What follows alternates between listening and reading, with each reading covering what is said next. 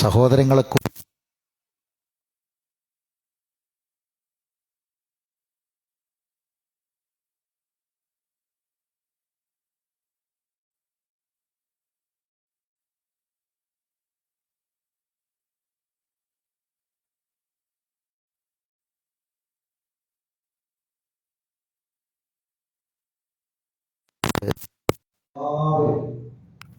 പക്ഷേ ഞാനിത് പറയുന്നത് നമ്മുടെ വിഷയവുമായി ബന്ധപ്പെട്ട കാര്യമായതുകൊണ്ടാണ്. പക്ഷെ ഒരു കാര്യം ശ്രദ്ധേയമാണ്. ഇങ്ങനെയൊക്കെ എല്ലാവരും ബോധവൽക്കരണം നടത്തിയിട്ടും എല്ലാ ഏജൻസികളും പോലീസും പട്ടാളവും ഒക്കെ എല്ലാവരും ഇറങ്ങിയിട്ടും ആവശ്യക്കാർക്ക് ഈ സാധനം സുലഭമായി കിട്ടുന്നുണ്ട്. അത് നമ്മുടെ നാട്ടിൽ നടക്കും ചെയ്യുന്നുണ്ട്. ഇനി നിയമങ്ങൾ എത്ര ശക്തമാക്കിയാലും ശരി, ആ നിയമത്തിന്റെ ഒക്കെ പഴുതുകൾ ആൾക്കാർ തീരുന്നുണ്ട്. ഖുർആനിൽ അല്ലാഹു എന്തിന് ഉപമകൾ വിവരിക്കുന്നു നമ്മൾ ശ്രദ്ധിച്ചു കേൾക്കണം. ഇന്നത്തെ ഏറ്റവും പുതിയ നമ്മൾ നിൽക്കുന്ന ഏറ്റവും പുതിയ സംഭവ വികാസങ്ങളുമായി ബന്ധപ്പെടുത്തിയിട്ട് നമ്മൾ അതിനെപ്പറ്റി ആലോചിച്ചുകൊണ്ട് ഇപ്പൊ കഴിഞ്ഞ ദിവസം നമ്മളെല്ലാവരും വായിച്ചൊരു പുതിയ ഏറ്റവും പുതിയ അത് ഈ മയക്കുമരുന്നിന്റെ ഉപയോഗം കുറയാൻ വേണ്ടി അതിനെതിരെ സാധ്യമായ എല്ലാ മാർഗങ്ങളും സ്വീകരിക്കുകയാണ്. അത് നിയമശക്തമാക്കിക്കൊണ്ടിരിക്കുകയാണ്. അതിന്റെ ഭാഗമായിട്ട് കഴിഞ്ഞ ദിവസം ഏറ്റവും പുതിയൊരു വാർത്ത നമ്മൾ വായിച്ചു. അതെന്താന്ന് വെച്ചാൽ ഈ മയക്കുമരുന്ന് ഉപയോഗം വർദ്ധിക്കുന്നതിന്റെ ഭാഗമായി ഇനി വിസ എടുക്കുമ്പോൾ മെഡിക്കൽ നടത്തുമ്പോൾ ആ മെഡിക്കൽ എടുക്കുന്ന സമയത്ത് ഡാസ്റ്റ് 10 എന്നൊരു ടെസ്റ്റ് നടത്താൻ തീരുമാനിച്ചില്ല. ഡാസ്റ്റ് 10 എന്നൊരു ടെസ്റ്റ് മെഡിക്കൽ എടുക്കണം വിസക്ക്. അത് വിസക്ക് മെഡിക്കൽ എടുക്കുന്നതിന് നടത്തണം. ഈ ടെസ്റ്റിന്റെ പ്രത്യേകത, ഈ ടെസ്റ്റ് നടത്തിയാൽ 6 മാസം മുമ്പ് വരെ ഉപയോഗിച്ച ലഹരിയുടെ അളവ് കണ്ടെത്താൻ പറ്റില്ല. 6 മാസം മുമ്പ് വരെ ഉപയോഗിച്ച ലഹരിയുടെ അളവ് കണ്ടെത്താൻ പറ്റും. എന്നിട്ട് ഈ വാർത്ത കൊടുത്തപ്പോ പിന്നെ അതിനനുബന്ധമായി കൊടുത്തിരിക്കുന്നത് എന്താ അറിയാം. അതുകൊണ്ട് ഇനി ഈ GCCയിലേക്ക് വരാൻ താല്പര്യമുള്ളവരും വന്നിട്ട് അതിൽ പെട്ടവരും ഒരു കാര്യം ശ്രദ്ധിക്കുക. അതെന്താണെന്നറിയോ? പൊതുമാപ്പിൽ പോലും നാട് കാണാൻ പറ്റില്ല. പൊതുമാപ്പിൽ പോലും ഇതിൽ പെട്ടവരെ നാട് കാണാൻ പറ്റൂല എന്നാണ്. ഇപ്പം ഇത് കേട്ടപ്പോൾ നമുക്കൊക്കെ എന്താ തോന്നിയത്? തിരക്കടില്ല.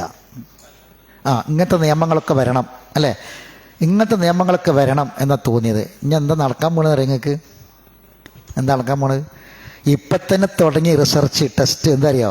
ഇത് ടെസ്റ്റ് നടത്തുമ്പം കാണാതിരിക്കാൻ മറുമരുന്ന്. എങ്ങനെ? 6 മാസം മുമ്പ് വരെ ഉപയോഗിച്ച മയക്കുമരുന്നിൻ്റെ അളവ് ഈ വിസക്ക് വേണ്ടി അപ്ലൈ കൊടുത്താൽ മെഡിക്കൽ എടുക്കുമ്പോൾ ഈ ഡാഷ് 10 എന്ന ടെസ്റ്റ് നടത്തുമ്പോൾ 6 മാസം മുമ്പ് വരെ ഉപയോഗിച്ച ലഹരിൻ്റെ അളവ് കിട്ടുന്ന. അപ്പം ഇനി ഇപ്പം നടക്കുന്ന റിസർച്ച് എന്താ വെച്ചാൽ ആ ടെസ്റ്റിൽ അത് കാണാതിരിക്കാൻ എന്ത് മറുമരുന്ന്, അതിന് പകരം എന്ത് ചെയ്യാൻ പറ്റും, അതിൻ്റെ റിസർച്ച് അപ്പം നടന്നുകൊണ്ടിരിക്കണത്. എന്താ കാര്യം? ഞാൻ പറഞ്ഞു വരുന്നത്, ഒരു നിയമത്തിനും ശ്രദ്ധിച്ചോളി, ഒരു നിയമത്തിനും എത്ര നിയമങ്ങൾ ശക്തമാക്കിയാലും മനുഷ്യനെ ഇതിന് മോചിപ്പിക്കുക എന്ന് പറയുന്നത് പ്രായോഗികമല്ല, ആത്യന്തികമായി പ്രായോഗികമല്ല. ഇപ്പം ഗവൺമെൻറ്റിൻ്റെ ഏജൻസിയാണ് പോലീസ് അല്ലേ. പട്ടാളം ഇറങ്ങിയിട്ടുണ്ട് ലഹരിക്കെതിരെ. നിങ്ങൾ വായിച്ചിട്ടുണ്ടാവും പത്രത്തിൽ. പിന്നെ വിദ്യാഭ്യാസ വകുപ്പ്, അധ്യാപകർ, പിന്നെ കോളേജുകൾ, ക്ലബ്ബുകൾ എല്ലാം ഒരു ഗവൺമെൻറ്റിൻ്റെ ഏജൻസി ഒക്കെ ഇതിനെതിരില്ല.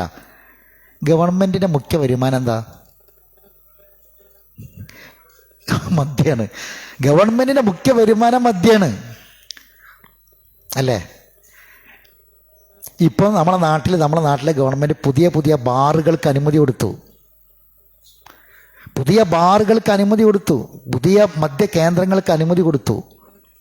അപ്പോൾ നിങ്ങളൊന്ന് ആലോചിച്ച് നോക്കി, ഇത് പരസ്പര വൈരുദ്ധ്യല്ലേ? ഞാൻ പറഞ്ഞു വരുന്നത്, ഏത് വലിയ പ്രതിസന്ധിയെയും ഇപ്പം നമ്മളെ നാട് നേരിടുന്ന ഏറ്റവും വലിയ പ്രതിസന്ധി ലഹരിയാണ്. നാടും വീടും ഒക്കെ ചെറിയ ചെറിയ കുട്ടികൾ വരെ. ഇപ്പം ഇടുക്കി ജില്ലയിൽ കഴിഞ്ഞ ബുധനാഴ്ച ഇടുക്കി ജില്ലയിൽ ഒരു 9ാം ക്ലാസ്സുകാരി പ്രസവിച്ചു. നമ്മളെ നാട്ടിലെ മെയിൻ വാർത്തയാണ്. ഒരു 9ാം ക്ലാസ്സുകാരി പ്രസവിച്ചു. ഈ ഗർഭത്തിന് ഉത്തരവാദി ആരാന്നറിയാം? 8ാം ക്ലാസ്സുകാരൻ. 8ാം ക്ലാസ്സുകാരൻ എവിടെ എത്തിന്ന് ആലോചിക്കണം. ഇപ്പോൾ ഞാൻ കഴിഞ്ഞ വെള്ളിയാഴ്ച അതിന് മുമ്പത്തെ വെള്ളിയാഴ്ച ഒരു ഖുതുബ ഈ ലഹരി ഉണ്ടാക്കിയ അപകടത്തെക്കുറിച്ച് പറഞ്ഞപ്പോൾ എൻ്റെ നാട്ടുകാരനായ ഒരു പ്രവാസി, അയാൾ ഈ ലൈവിൽ ഖുതുബ കേൾക്കുന്ന ആളാണ്, അയാൾ പറഞ്ഞു ഈ ലഹരിയുടെ വിധിവിലക്കുകളെ കുറിച്ചിട്ടൊന്ന് പറഞ്ഞൊരു ഭയം ഉണ്ടാക്കണ ഖുതുബ വരണമെന്ന് പറഞ്ഞു. എന്നിട്ട് അയാൾ പറയാണ്, എൻ്റെ അയൽപ്പക്കത്ത്, അദ്ദേഹം പറയാം, എൻ്റെ അയൽപ്പക്കത്ത്, ആ കുട്ടീൻ്റെ അയൽപ്പക്കത്ത് നടക്കുന്ന സംഭവം പറയാം, അവിടെ ഒരു ചെറുപ്പക്കാരന് ഡെയിലി 200 രൂപ വാപ്പ എമ്മെ കൊടുക്കണം, ഇല്ലെങ്കിൽ കത്തി കൊണ്ടും വടി കൊണ്ടും ആക്രമിക്കുകയാണ്, കത്തി കൊണ്ടും വടിയൊക്കെ എറിയാണ്. എന്നിട്ട് നാട്ടുകാർ അറിയാതിരിക്കാൻ വേണ്ടി, നാട്ടുകാർ അറിഞ്ഞാൽ പുറത്തറിഞ്ഞാൽ മാനക്കട, 10-26 വയസ്സുള്ള കല്യാണം കഴിക്കാത്ത ചെറുപ്പക്കാരനാ, നാട്ടുകാർ അറിഞ്ഞാൽ പ്രശ്നമാണ്. ഇങ്ങോട്ട് എന്താ ചെയ്യണമെന്ന് അറിയുക, ഇത് മാനം കെടാതിരിക്കാൻ ഡെയിലി 200 രൂപ ഈ മകന് വേണ്ടിയിട്ട് കൊടുക്കുകയാണ്. ഒരു വാപ്പാൻ്റെയും ഉമ്മാൻ്റെയും ഗതികേട് ആലോചിച്ച് നോക്കി നിങ്ങൾ. 200 റുപ്യ എന്നും മയക്കുമരുന്നിന് വേണ്ടി കൊടുക്കേണ്ടി വരുന്ന ഈ ചെറുപ്പക്കാരൻ, അദ്ദേഹത്തിന് ഉമ്മാൻ്റെ അനുജത്തിൻ്റെ ഒരു മകന് ഒരു പിടുത്തം ഹാൻസ് നാവിൻ്റെ അടിയിൽ വെച്ചാലല്ലാതെ ഉറക്കം കിട്ടൂല, അത്രേ ഉറങ്ങാൻ കഴിയില്ലാന്ന്, ഉറക്കം വരില്ലാന്ന്. അപ്പം ഞാൻ അദ്ദേഹത്തിനോട് പറഞ്ഞു, നമ്മൾ ഈ വിധിവിലക്കുകൾ പറഞ്ഞ് പേടിപ്പെടുത്തിയിട്ടൊന്നും കാര്യമില്ല. എന്താ വേണ്ടെന്നറിയോ? ഒരൊറ്റ പരിഹാരമേ ഉള്ളൂ. എന്താണ് ആ പരിഹാരം? ലഹരിയിൽ മുഴുകിക്കിടന്ന ഒരു സമൂഹത്തിലേക്കാണ് ആര് വന്നത്? റസൂല വന്നത്. മരിച്ചാൽ മുന്തിരിവള്ളിൻ്റെ ചുവട്ടിൽ കുഴിച്ചു മൂടുന്ന പാട്ടുപാടി, എന്തിനാ? നുരുമ്പിയ എൻ്റെ എല്ലുകൾക്ക് കബറിൽ കിടന്ന് ലഹരി കിട്ടണമെന്ന് പാട്ടുപാടിയ ആൾക്കാരാണ്. അതിന് മാത്രം ഇതിൽ മുഴുകിക്കിടന്നൊരു സമൂഹത്തെ മാറ്റി. ആയിഷ ബീബി പറയുന്നുണ്ട്, അള്ളാഹിൻ്റെ റസൂല് ആദ്യം നിങ്ങൾ കള്ളു കുടിക്കരുതെന്നാണ് പറഞ്ഞതെങ്കിൽ ഒറ്റ കുട്ടി സ്വീകരിക്കൂലായിരുന്നു എന്ന് ആയിഷ ബീബി പറയുന്നുണ്ട്. എൻ്റെ അർത്ഥം എന്താ? നിങ്ങൾ പെട്ടെന്ന് കഴിച്ചിലാകാൻ കുറച്ച് പണിയാണ്, കഴിച്ചിലാകാൻ പണിയാണ്. റസൂലുള്ളാഹി സ്വല്ലല്ലാഹി അലൈഹി വസല്ലമ വർഷങ്ങളെടുത്തിട്ടാണ് ഈ ലഹരിയിൽ നിന്ന് അവരെ മോചിതരാക്കിയത്. വർഷങ്ങളെടുത്തിട്ടാണ് നബിൻ്റെ അടുക്കൽ. കാരണം ആദ്യം ഖുർആനും ഈമാനും ഒക്കെ അങ്ങോട്ട് കൊടുത്ത് നരകവും സ്വർഗവും ജീവിതം എന്താണ്, അതിന് നൈമിഷികത എന്താണ്, അതൊക്കെ ബോധ്യപ്പെടുത്തി കൊടുത്ത് അതൊക്കെ പഠിച്ചൊരു സമൂഹം. യാ അയ്യുഹല്ലദീന ആമനൂ, ഈമാനുള്ളവരേന്ന് വിളിച്ചിട്ടാണ് ഇന്നമൽ ഖംറു വൽ മൈസിർ പറഞ്ഞത്. എന്നിട്ട് പിന്നെ അവർക്ക് ബേജാറായി. ലഹരി വിരോധിച്ചിട്ടൊന്നുമില്ല, ലഹരി ഹറാമാക്കിയിട്ടില്ല. യസ്അലൂനക അനിൽ ഖംർ, അവർ നിന്നോട് ഖംറിനെ പറ്റി, മദ്യത്തെക്കുറിച്ച് ചോദിക്കുന്നു എന്നാണ്. ഇങ്ങോട്ട് വരികയാണ്, ചോദിച്ചു വരികയാണ്, എന്താണ് ഞങ്ങൾ ചെയ്യേണ്ടത്? അപ്പം നിരോധിച്ചിട്ടില്ല. അപ്പം ഇസ്മുഹും അക്ബറു മിൻ നഫീമ, അതിൻ്റെ ഉപദ്രവം വളരെ വലുതാണെന്ന് പറഞ്ഞു കൊടുത്തു. പിന്നെ പറഞ്ഞു, നിസ്കരിക്കാൻ വരുമ്പോൾ നിങ്ങൾ ലഹരി ബാധിച്ചില്ല, തഖർബു സ്വലാത്ത വ അൻതും സുക്കാറ, കാരണം നിങ്ങൾക്ക് മൈൻഡ് ശരിയായി നിൽക്കൂല, ഇബാദത്ത് ചെയ്യാൻ കഴിയില്ല, അമൽ ചെയ്യാൻ കഴിയില്ല. പിന്നെയാണ് എന്ത് വരുന്നത്? ആയത്തിറങ്ങണത്. പൂർണ്ണമായും അത് ശൈത്താൻ്റെതാണ്, വിരോധിച്ചു കൊണ്ടുള്ള ആയത്തിറങ്ങണത്. ഇങ്ങോട്ട് എന്താ ഉണ്ടായത്? പോലീസിനെ, പട്ടാളത്തെ നിയമിക്കേണ്ടി വന്നില്ല. ഇതാ മദ്യം നിരോധിച്ചിട്ടുണ്ട്, അതുകൊണ്ട് ഇനി ആരും ചെയ്യാൻ പാടില്ല എന്ന് പറഞ്ഞിട്ട് മദ്യനിരോധനത്തിന് പോലീസിനും പട്ടാളത്തിൽ ഒന്നും ഇറക്കേണ്ടി വന്നില്ല. ഒരു മദീനത്തൊരു ചെറിയ കുട്ടി ആയത്തെങ്ങാണ്ട് ഓതി നടന്നപ്പം അക്ഷരാർത്ഥത്തിൽ മദ്യത്തിൻ്റെ ഓരോ വീട്ടിൻ്റെ മുന്നിലും ലക്ഷക്കണക്കിന് ഡോളറുകളുടെ മദ്യത്തിൻ്റെ വീപ്പകളായിരുന്നു അവർ ശേഖരിച്ച് വെച്ചത്. അത് വിൽക്കലും അത് ഉണ്ടാക്കലും അത് കുടിക്കലും തന്നെ അവരുടെ ജീവിതം. എല്ലാവരും അവരുടെ മെയിൻ വരുമാന മാർഗ്ഗ ജീവിതം അതായിരുന്നു. അതാണ് തച്ചുടച്ചിട്ട് അക്ഷരാർത്ഥത്തിൽ നദിയാണ്ട് ഒഴുകി, നദി പോലെ ഒഴുകിപ്പോയി എന്നാണ് പറഞ്ഞത് മദ്യം. എന്നിട്ട് പിന്നെ ഇവർക്ക് ബേജാറായി. ചരിത്രങ്ങൾ കേട്ടില്ലേ?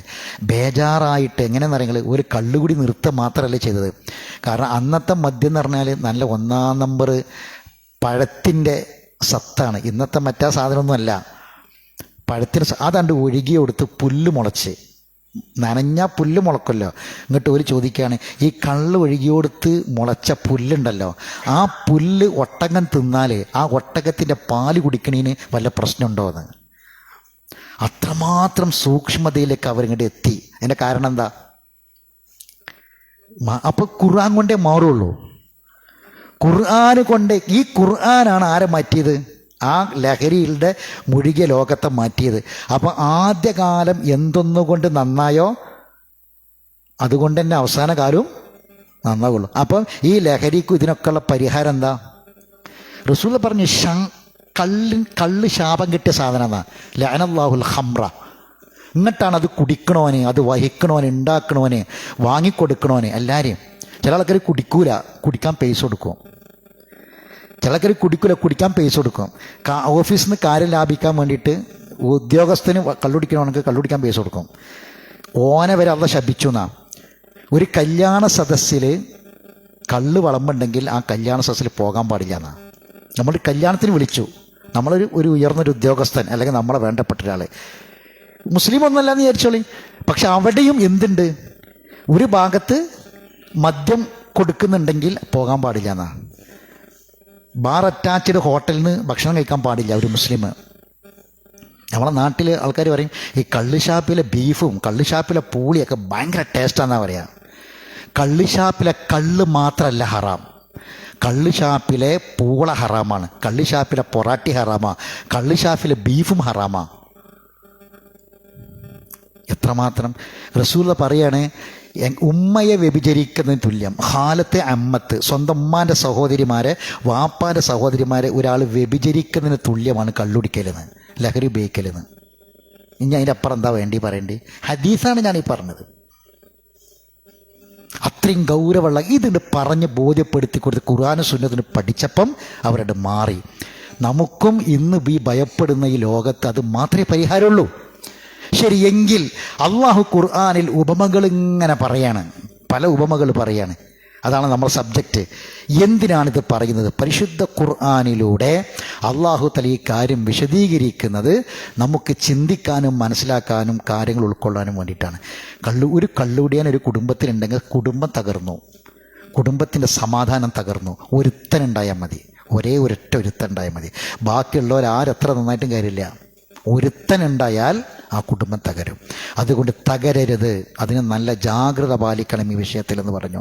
ഇനി നമുക്ക് നോക്കേണ്ടത് പരിശുദ്ധ ഖുർആനിലെ 13-ാം അധ്യായം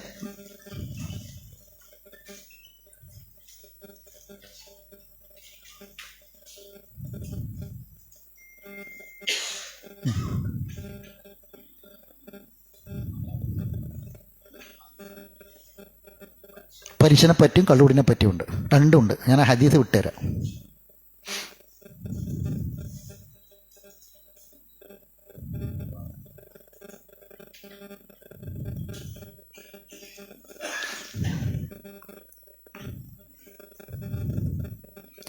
പതിമൂന്നാമത്തെ സൂറത്തിലെ 17 മുതൽ 26 വരെ, 13-ാമത്തെ സൂറത്ത് റാഅദാണ്. ആ സൂറത്ത് റാഅദിലെ 17 മുതൽ 26 വരെ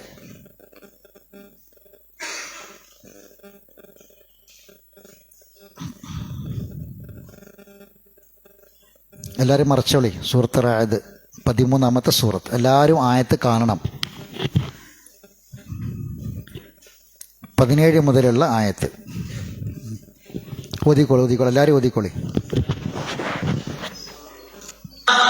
أنزل من السماء ماء فسالت أودية بقدرها فاحتمل السيل زبدا رابيا ومما يوقدون عليه في النار ابتغاء حلية أو متاع زبد مثله كذلك يضرب الله الحق والباطل فأما الزبد فيذهب جفاء وأما ما ينفع الناس فيمكث في الأرض كذلك يضرب الله الأمثال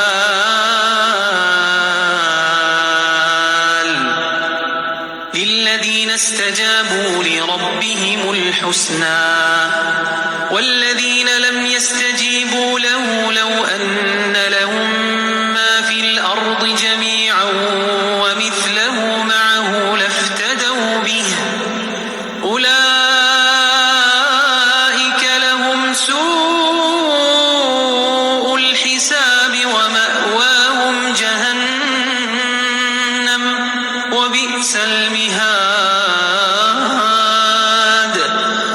أفمن يعلم أنما أنزل إليك من ربك الحق كمن هو أعمى إنما يتذكر أولو الألباب إنما يتذكر أولو الألباب الذين يوفون بعهد الله ولا ينقضون الميثاق أفمن يعلم أنما أنزل إليك من ربك الحق كمن هو أعمى إنما يتذكر أولو الألباب الذين يوفون بعهد الله ولا ينقضون الميثاق والذين يصلون ما أمر الله به أن يوصل ويخشون ربهم ويخافون سوء الحساب والذين صبروا ابتغاء وجه ربهم وأقاموا الصلاة وأنفقوا مما رزقناهم سرا وعلانية ويدرؤون بالحسنة السيئة أولئك لهم عقبى الدار جنات عدن يدخلونها ومن صلح من آبائهم وأزواجهم وذرياتهم والملائكة يدخلون عليهم من كل باب سلام عليكم بما صبرتم سلام عليكم بما صبرتم فنعم عقبى الدار والذين ينقضون عهد الله من بعد ميثاقه ويقطعون ما أمر الله به أن يوصل ويفسدون في الأرض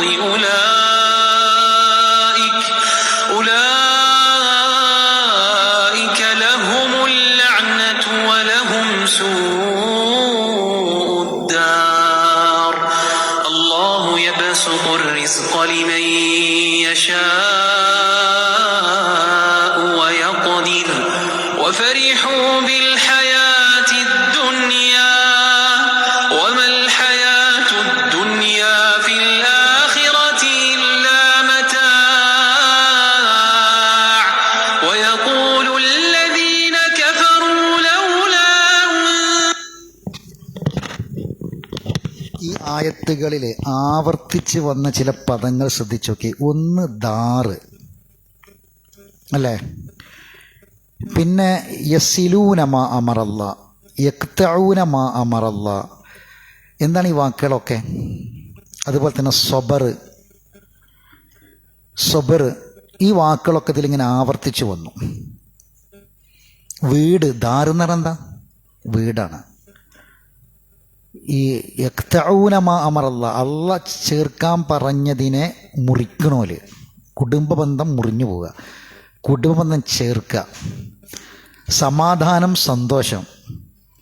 ഈ വാക്കുകളൊക്കെ ഇതിലിങ്ങനെ ആവർത്തിച്ച് വരികയാണ്. എന്താണ് നമ്മളെ വിഷയം? എന്തിനുള്ള ഉപമകൾ പറയുന്നു എന്നാണ്. ഇതിലെ മുഴുവൻ ആയത്തിൻ്റെ അർത്ഥം പറയാൻ സമയമില്ല. ഞാൻ ഇതിൻ്റെ ഒരു സൂചന പറയാം, നിങ്ങൾ വായിച്ചു നോക്കണം, പിന്നീട് വീട്ടിൽ ചെന്ന് തഫ്സീർ വായിക്കണം നിർബന്ധമായിട്ട്. ഇതിൻ്റെ രാശി എന്താണെന്നറിയോ? 17-ാമത്തെ ആയത്തിലാണ് അള്ളാഹു ഉപമകളെക്കുറിച്ച് പറയണത്. അന്ന് വായിക്കാം. അൻസല മിനസ്സമാ ഇമ്മാൻ, അള്ളാഹു ആകാശത്ത് നിന്ന് വെള്ളം ചൊരിഞ്ഞു, മഴ പെയ്തു. ഫസാലത്ത് ഔദിയത്തും ബി കദരിഹ, അങ്ങനെ താഴ്വരയിലൂടെ അവയുടെ വലിപ്പത്തിൻ്റെ തോതനുസരിച്ച് വെള്ളം ഒഴുകി. മഴ അന്നത്തെ കാലത്ത് മഴ പെയ്യണത് താഴ്വരകളിൽ, മലയുടെ താഴ്വരകളിൽ മഴ പെയ്തു, എന്നിട്ട് അതിൻ്റെ തോതനുസരിച്ച് വെള്ളം ഒഴുകി. അപ്പോൾ ചിലപ്പം ചെറിയ മഴയാണെങ്കിൽ ചെറിയ രൂപത്തിൽ, വലിയ മഴയാണെങ്കിൽ വലിയ പുഴ പോലെ ഒഴുകി. അങ്ങനെ ഫഹ്തമല സൈലു സബദ റാബിയ, ഈ ഒഴുക്ക് പൊങ്ങി നിൽക്കുന്ന നുരകളുണ്ടാകും, പതകളുണ്ടാകും, അതിനെയും വഹിച്ചുകൊണ്ടാണ് വന്നത്. ഈ വെള്ളം ഇങ്ങനെ ഒഴുകി വന്നത് ഒരുപാട് ചപ്പും ചവറും പിന്നെ മരക്കൊള്ളികളും അതുപോലെ തന്നെ ഒരുപാട് പതയും നുരയും ഒക്കെ ആയിട്ടാണ് എന്ത് വന്നത്, ഈ വെള്ളം ഒഴുകി വന്നത്. വമിമ്മ യൂഖിദൂന അലൈഹി ഫിന്നാരി ഇബ്തിഗാ ഖില്യത്തിൻ ഔ മതാഇൻ സബദും മിസ്ലു, ഒരു ആഭരണം അല്ലെങ്കിൽ ഒരു ഉപകരണം അതുണ്ടാക്കാൻ ആഗ്രഹിച്ചുകൊണ്ട് അവർ തീയിലിട്ട് കത്തിക്കുന്ന ലോഹത്തിൽ നിന്നും അതുപോലെയുള്ള നുരയുണ്ടാകുന്നു. എങ്ങനെ? ഒരാൾ ഒരു ആഭരണം ഉണ്ടാക്കാൻ വേണ്ടിയിട്ട് ഉദ്ദേശിക്കുകയാണ്, അല്ലെങ്കിൽ ഒരു ഉപകരണം, ഒരു കത്തിയോ വാളൊക്കെ ഉണ്ടാക്കാൻ വേണ്ടി ഉദ്ദേശിക്കുകയാണ്. അവിടെയും എന്തുണ്ടാകും?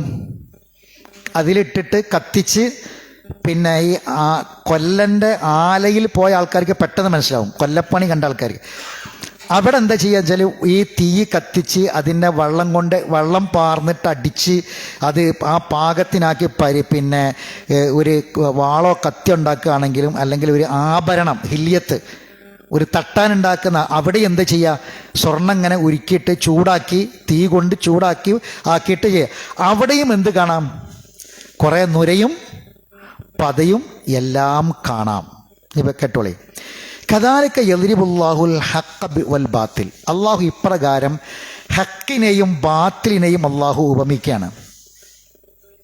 ഫഅമ്മ സബദ്, കേട്ടോളി, ഫഅമ്മ സബദു ഫയദ്ഹബു ജുഫാഅ, എന്നാൽ ആ നുര ചവറായി പോകുന്നു. നുരകളൊക്കെ എന്തായിട്ട് മാറാണ്? ചപ്പ് ചവറുകളായിട്ട് മാറാണ്. വഅമ്മാ യൻഫഉന്നാസ്, ജനങ്ങൾക്ക് ഉപകാരമുള്ള സാധനമാകട്ടെ ഫയംകുസ് ഫിൽ മാ, അതെന്ത് ചെയ്യും? ഭൂമിയിൽ തങ്ങി നിൽക്കും.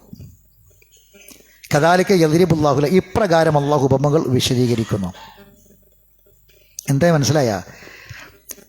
കുറേ ചപ്പും ചവറൊക്കെ അക്കണ്ട് ഒഴിവാക്കി ഞാൻ പെട്ടെന്ന് ഒരു ഉദാഹരണം ഞാൻ പറയാം. ഈ പിന്നെ മനസ്സിലാക്കാൻ ഉദാഹരണം, ഈ പണ്ട് നമ്മളെ നാട്ടിൽ ഈ തട്ടാമാരുടെ കടൻ്റെ മുന്നിൽ, ഈ സ്വർണ്ണ ഉണ്ടാക്കുന്ന ആൾക്കാരെ കടൻ്റെ മുന്നിൽ ഈ വലിയൊരു പിന്നെ ഒരു പാത്രം, അതിനൊരു പേരുണ്ട്, അതിലേക്ക് മണ്ണ് ഇങ്ങനെ അടിച്ചുകൂട്ടി വാരും. മണ്ണടിച്ചു കൂട്ടിയിട്ട് ആ പീടിയൻ്റെ മുന്നിലുള്ള മണ്ണൊക്കെ അടിച്ചു കൂട്ടി വാരും. എന്നിട്ട് ഒരു പുഴൻ്റെ വക്കിൽ പോകും, ഒരു കുളത്തിൻ്റെ വക്ക് പോകും. എന്നിട്ട് എന്ത് ചെയ്യും? അതിങ്ങനെ ആ വെള്ളത്തിലിട്ടിട്ട് ഇങ്ങനെ ആക്കുക. അതിൻ്റെ മേലുള്ള നൊരയും പതിയും അതിലുള്ള ചപ്പും ചവറൊക്കെ എന്ത് ചെയ്യും? ഒഴിഞ്ഞു പോകും. അവസാന ആ പാത്രത്തിൽ എന്ത് കിട്ടും? സ്വർണത്തിൻ്റെ 1-2 തരി കിട്ടും. മനസ്സിലായോ പറഞ്ഞേ? മനസ്സിലായ?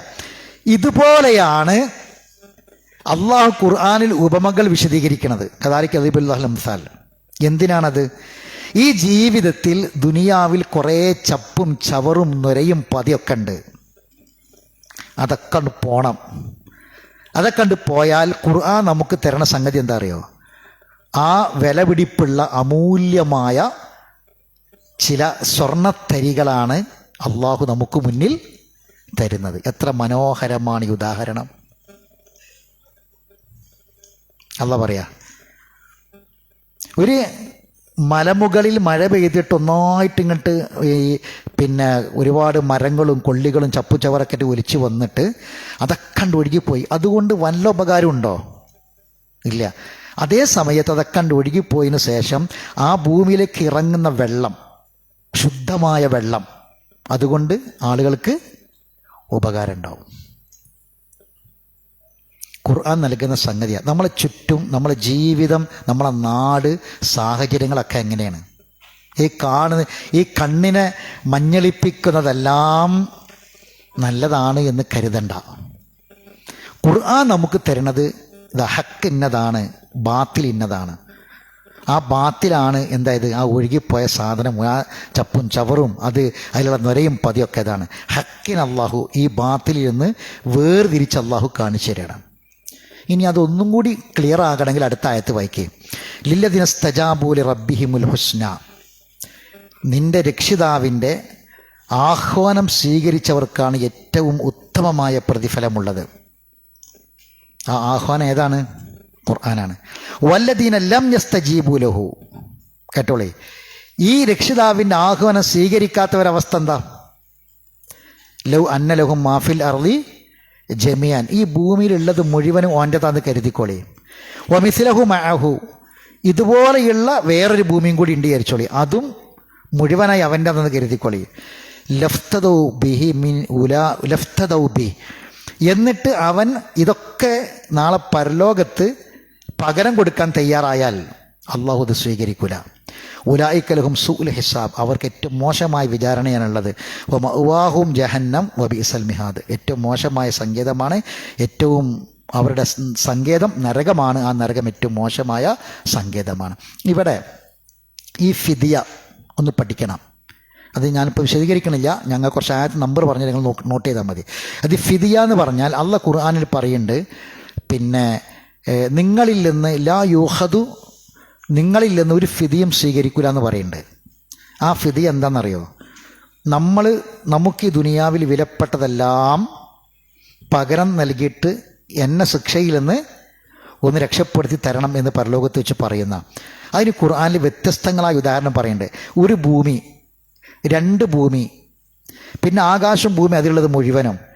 വേറെ ഉദാഹരണം, ഭൂമി മുഴുവനും സ്വർണ്ണമാണെന്ന് കരുതുക, ഇതൊക്കെ എല്ലാം സ്വർണം, ഒരാൾക്ക് സ്വന്തമാണെന്ന് കരുതുക, എന്നാലും കൊടുക്കും. ഇനി അതിനേക്കാളും വലുതൊന്നുണ്ട്, അതേതാ? മക്കള്, ആ കുടുംബം, അതിനും കൊടുക്കും. എന്തിനാ? അവനവൻ്റെ തടി സലാമത്താക്കാൻ വേണ്ടി. നിങ്ങൾ ആ ആയത്ത് നമ്പർ ഒന്ന് വെറുതെ ഒന്ന് എഴുതിക്കോളെ. 3-ൽ വേഗം 3-91 10-54 13-18 5-36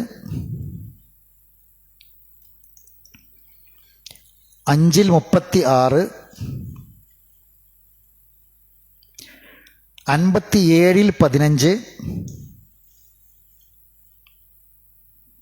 70-11.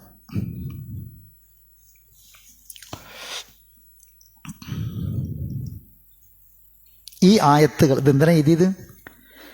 ഈ ആയത്തുകളിൽ അള്ളാഹു ഈ പറഞ്ഞ, ഞാനിപ്പോൾ ലാസ്റ്റ് ഓതിയ 18-ാമത്തെ ആയത്ത് ലഫ്തദൗ ബിഹി എന്ന് പറഞ്ഞില്ലേ, ആ ഫിദിയ ഏതൊക്കെ ടൈപ്പിൽ നമ്മൾ വിശദീകരിച്ചിട്ടുണ്ട്.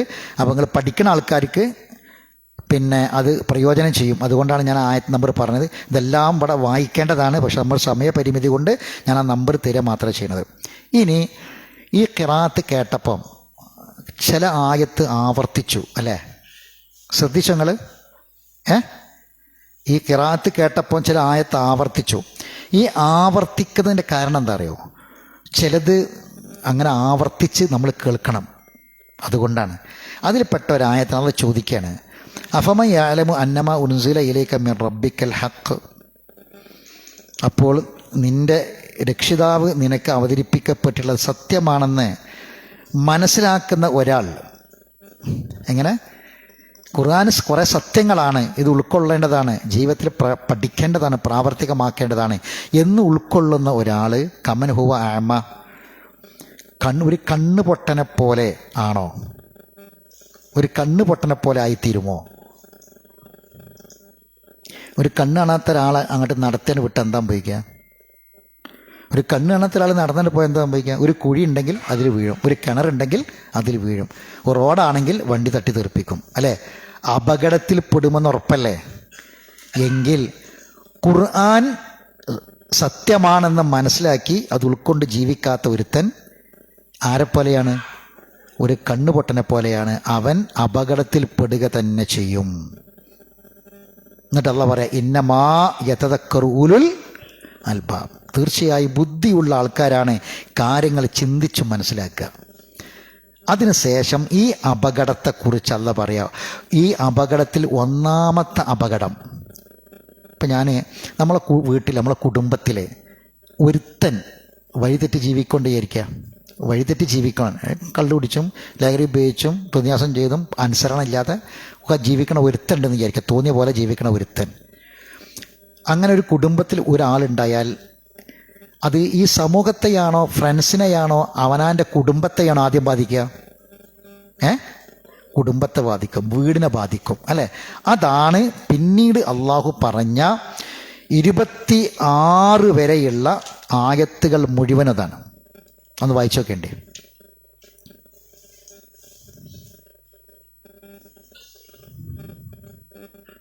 ആ വീടും ആ തകർന്നു പോണതും കുടുംബബന്ധം മുറിഞ്ഞതും അങ്ങനെ മുറിച്ചൊലിക്ക് വരാൻ പോണ അള്ളാഹിൻ്റെ ശാപവും ശിക്ഷയ്ക്കാണ് പറയണത്. അപ്പം നമുക്ക് അവസാനിപ്പിക്കാം. എന്താ അതിൽ നിന്ന് പഠിക്കേണ്ടതെന്നറിയോ? അവനവന് വേണ്ടത് അവനവൻ സമ്പാദിക്കണം. നമ്മളെ സ്വത്തും മുതലും വീടും മക്കളൊന്നും നമ്മളാരും പരലോകത്ത് രക്ഷപ്പെടുത്തൂല. അവസരങ്ങൾ അള്ള തരുന്നുണ്ട്. നമ്മളെ നാട്ടിൽ മാസപ്പിറവി കണ്ടതിൻ്റെ അടിസ്ഥാനത്തിൽ ഇന്ന് ഷാബാൻ 2 ഇവിടെ എങ്ങനെ എനിക്കറിയില്ല. 2 ഷാബാൻ 2 മാസപ്പിറവി കണ്ടിട്ടില്ല നമ്മളെ നാട്ടിൽ. റജബ് പൂർത്തിയാക്കിയിട്ടാണ് പിന്നെ ഷാബാൻ 1 ശനിയാഴ്ച ഉറപ്പിച്ചത്. വ്യാഴാഴ്ച മാസം കണ്ടില്ല. ഷാബാൻ്റെ പ്രത്യേകത സ്ത്രീകൾ കൂടുതലുള്ളവർ സ്ത്രീകൾ പ്രത്യേകം മനസ്സിലാക്കുക.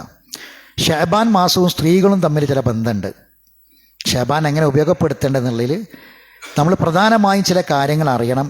ഒന്ന്, ഷാബാൻ എന്ന് പറയുന്നത് റമദാനിനെ സ്വീകരിക്കാനുള്ള ഒരു മുന്നൊരുക്കത്തിൻ്റെ മാസമാണ്. എന്ന് പറഞ്ഞാൽ നമ്മൾ നല്ല നനച്ചുകുളി നനച്ചുകുളി ഒന്നും അല്ല കേട്ടോ. നമ്മൾ പലവട്ടം ആവർത്തിച്ചുകൊണ്ട് ഞാനത് പറയണില്ല. പിന്നെ എങ്ങനെ നമ്മൾ ഈ റമദാനും നോമ്പ് തക്കവ ഉണ്ടാക്കാനാണ്. തക്കവ ഇവിടെ ഹൃദയത്തിൽ, അല്ലേ? അപ്പോൾ ശുദ്ധീകരിക്കേണ്ടത് ഇവിടെയാണ്. അപ്പോൾ അവിടെ കുറേ പ്രശ്നങ്ങളുണ്ട്. അതെന്തൊക്കെയാണ്? നമ്മൾ ചെയ്യേണ്ട കുറേ കാര്യങ്ങൾ ചെയ്യാത്തതും ചെയ്യാൻ പാടില്ലാത്തത് ചെയ്തതൊക്കെ ഉണ്ട്. അതൊക്കെ ഒന്ന് ക്ലിയർ ആക്കണം. അതിന് റമദാൻ ഉപയോഗപ്പെടുത്തുക. സ്ത്രീകൾ പ്രത്യേകം ശ്രദ്ധിക്കുക. എന്താ ശ്രദ്ധിക്കേണ്ടതെന്നറിയോ? അവർക്ക് നോമ്പ് നഷ്ടപ്പെട്ട് പോയിട്ടുണ്ടാകും. ഒരു ആരോഗ്യമുള്ള ഒരു പെണ്ണിന്, ആർത്തവം നിലക്കാത്ത ഒരു പെണ്ണിന് എന്തായിരുന്നാലും ഒരു മാസത്തിൽ ഏതാനും നോമ്പുകൾ നഷ്ടപ്പെടും. ആ നോമ്പ് പിന്നീട് നോറ്റ് വീട്ടാൻ ഒരു പെണ്ണിന് അടുത്ത റമദാനിൻ്റെ മുമ്പായിട്ട് പറ്റണം. അപ്പം ആയിഷ ബി പറയുന്നുണ്ട്, ഞാൻ റസൂലുമായിട്ട് ഏറ്റവും ഷുഗലായത് ഞാനായിരുന്നു. മറ്റു ഭാര്യമാരെ അപേക്ഷിച്ച് റസൂലുള്ളാഹിക്ക് എപ്പോഴും ഷുഗലുണ്ടായാലും ആരായിട്ടായിരുന്നു? ആയിഷ ബീവിനായിട്ടായിരുന്നു. അപ്പോൾ അതുകൊണ്ട് തന്നെ പിന്നെ ഏകദേശം റജബ് വരെ അവർക്ക് ഈ നോമ്പ് നോറ്റ് വിട്ടാൻ കഴിയില്ല. നബി എപ്പോഴും കൂടെ ഉണ്ടാകുമ്പോഴൊക്കെ നോമ്പിന് പ്രയാസമാണ്. ആയിഷ ബി പറയുന്നത് അതുകൊണ്ട് ഞാൻ നോറ്റ് വീട്ടിയിരുന്നത് ഷാബാനിലായിരുന്നു എന്നാണ്, തൊട്ട് മുമ്പത്തെ റമദാനിൽ. ഇനി ഒരു പെണ്ണിന് അവൾ ഗർഭിണിയാണ് വിചാരിക്കുക, കഴിഞ്ഞ റമദാനിൽ ഗർഭിണിയാണ്. അപ്പോൾ ഗർഭിണിയാണെങ്കിൽ ആ പെണ്ണിന് ചിലപ്പോൾ നോമ്പ് എടുക്കാൻ കഴിയില്ല. ഡോക്ടർമാർ പറയും ഗർഭമുണ്ട്, നോമ്പ് എടുക്കാൻ പറ്റില്ല. അടുത്ത റമദാൻ വരുമ്പോൾ അവൾ കുട്ടിക്ക് മുല കൊടുക്കേക്കാരം, പ്രസവിച്ച് മുല കുടിക്കുന്ന പ്രായമായിരിക്കും കുട്ടി. അപ്പോഴും നോമ്പിന് പ്രയാസം ഉണ്ടായിരിക്കും. അപ്പോൾ എന്താ ചെയ്യേണ്ടത്? അങ്ങനെ നമുക്ക് ഫിദിയ കൊടുക്കണം. ഒരു നോമ്പിന് ഒരു പാവപ്പെട്ടവൻ്റെ ഒരു നേരത്തെ ഭക്ഷണം, അത് കൃത്യസംഖ്യ പറയാൻ പറ്റൂല. അത് നോമ്പ് പോയോനെ ഓൻ്റെ നിലവാരത്തിനനുസരിച്ച്. ഇപ്പോൾ വളരെ പാവപ്പെട്ട ഒരാളെ വിചാരിക്കുക, വളരെ ഒരു നേരം കഞ്ഞി മാത്രമേ കുടിക്കണം, പാവപ്പെട്ടവന് ഫിദി കൊടുക്കണം.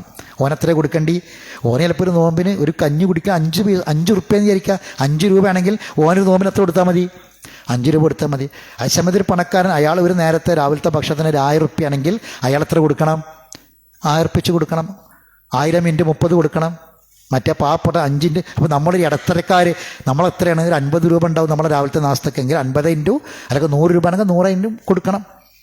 എന്നിട്ട് പിന്നീട് ഒരു കാലത്ത് അവൾക്ക് നോമ്പ് നോറ്റ് വീട്ടാൻ കഴിയുകയാണെങ്കിൽ എന്ത് ചെയ്യണം? നോമ്പ് നോറ്റ് വീട്ടുകയും ചെയ്യണം. അപ്പോൾ ഈ കാര്യങ്ങളൊക്കെ നമ്മൾ മനസ്സിലാക്കി വെക്കണം. ഷാബാനായിട്ടിനെ കാണാം. ഇത് നമ്മൾ പറയാൻ കാരണം എന്താ പറയുക, ഖുർആൻ പഠിക്കുന്നവർക്കാണ് ഇതൊക്കെ അറിയേണ്ടത്. കാരണം റമദാൻ എന്ന് പറഞ്ഞാൽ ആർക്കുള്ളതാ? ഖുർആൻ പഠിക്കുന്നവർക്കുള്ളതാ റമദാൻ.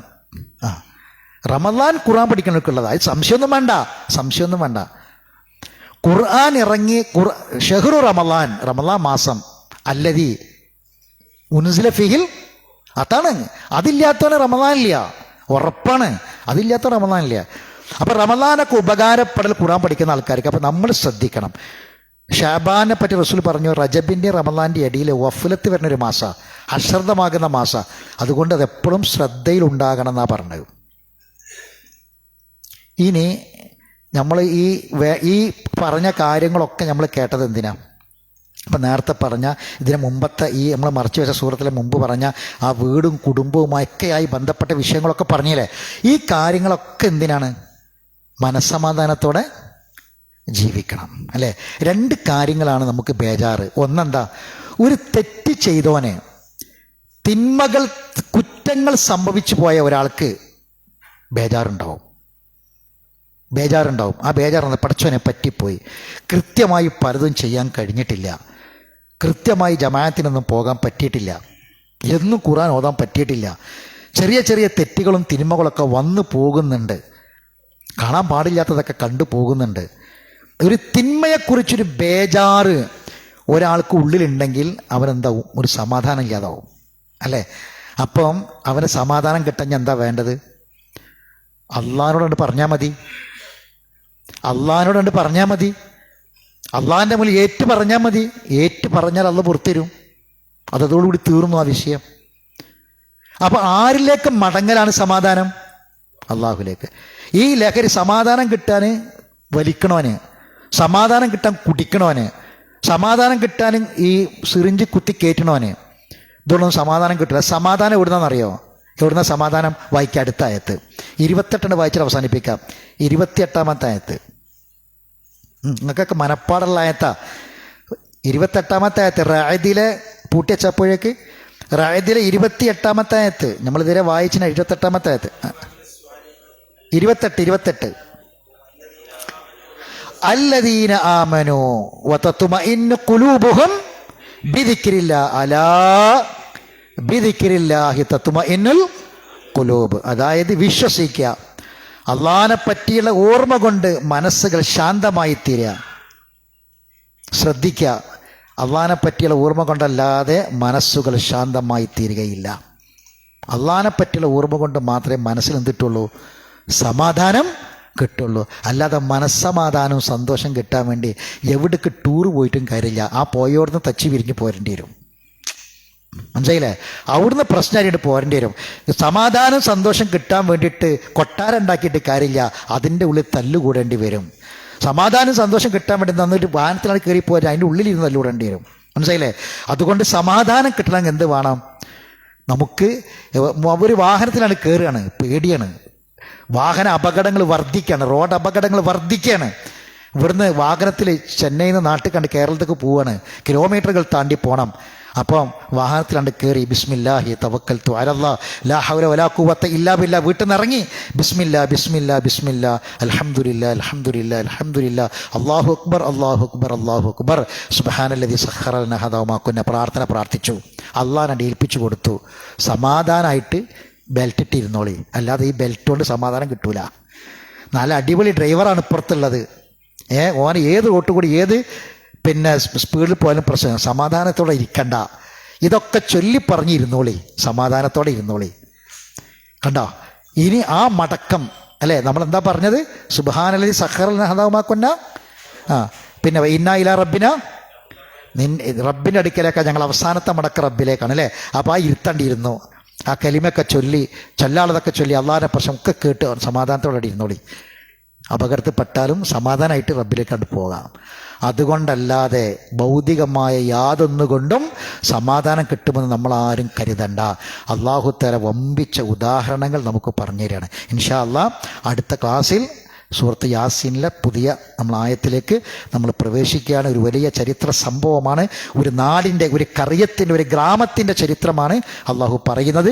അതിൽ നമുക്ക് വലിയ പാഠമുണ്ട്. ഇൻഷാ അള്ളാഹ് ആ കാര്യങ്ങളൊക്കെ പഠിക്കാൻ അള്ളാഹു നമുക്ക് ദീർഘായുസ്സും ആഫിയത്തും പ്രദാനം ചെയ്യുമാറാവട്ടെ. അറിവില്ലായ്മ കൊണ്ട് വന്നുപോയ തെറ്റുകുറ്റങ്ങൾ അള്ളാഹു നമുക്കൊക്കെ വിട്ടുപുറത്ത് മാഫാക്കി തരുമാറാവട്ടെ. അള്ളാഹു സുബ്ഹാനഹു വ തആല നമ്മളെ മക്കളെ സ്വാലിഹായ മക്കളാക്കി തീർക്കട്ടെ. നമ്മളെ കുടുംബത്തിൽ അള്ളാഹു മനസ്സമാധാനം പ്രദാനം ചെയ്യട്ടെ. ഇന്ന് നമ്മളെ ക്ലാസ്സിൽ വരാൻ കഴിയാതെ പിന്നെ ആബ്സെൻ്റ് പറഞ്ഞവരുണ്ട്, വരാൻ കഴിയാത്തത് വിളിച്ചു പറഞ്ഞവരുണ്ട്. നമ്മളെ റസാഖ് സാഹിബിൻ്റെ കുടുംബം, അദ്ദേഹത്തിൻ്റെ ഭാര്യയൊക്കെ ഒരു നാട്ടിലേക്ക് പോയതാണെന്ന് പറഞ്ഞു.